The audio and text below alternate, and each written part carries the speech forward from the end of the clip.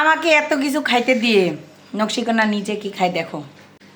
এই যে আমার খাবার, লাল শাক, ঢেঁড়স ভাজি, তারপরে মাগুর মাছ, তারপরে গরুর মাংস, সালাদ তো আছেই। আর এই যে নিজে খাচ্ছে। কি খাচ্ছ? এই তো সালাদ কেটে নিছি, পেঁপে শশা কেটে নিছি। এখন এখানে আমি আমার প্রিয় লাল শাক দিয়ে দিলাম। বেশি করেই খাই আমি লাল শাক, একটু ভাত কম খাই তো, ভাত বাদ দিয়ে দিছি সেই জন্য। এখন কোনো আজকে মাংস খাবা না?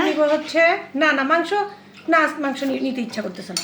খালি এই ঢেঁড়স ভাজি আর লাল শাক দিয়ে এই শশা আর না ভাত নেব, ভাতটা এতগুলা শশা পেঁপে কার্বোহাইড্রেট নিব। এই যে হ্যাঁ এতটুকু কার্বোহাইড্রেট এখানে ছিটাই দিব। মুরগি তো খাই না রে। হ্যাঁ এইটা হচ্ছে কেন এক প্লেট দেখো কতগুলো খাবার, এগুলো এখন খাবেন কসকস করে খাইতে খাইতে এগুলো হলে কি হয় বলি, পেট ভরে যায়, এনার্জি বেশি থাকে, ঘুম কম আসে, কাজ বেশি করা যায়।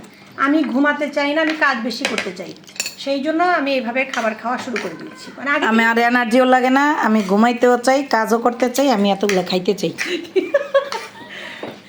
মানে একটা কিছু হইলো এই প্লেটারে, এটা একটা কিছু হইলো। হ্যাঁ তুমি এমনি অনেক এনার্জেটিক আপু, এই জন্যই আলহামদুলিল্লাহ মাশাআল্লাহ। এখন না তো শুধু আমি সবজি এগুলো তুমি তো সবসময় খাও, আমি তো জানি। সবসময় খাই আমি।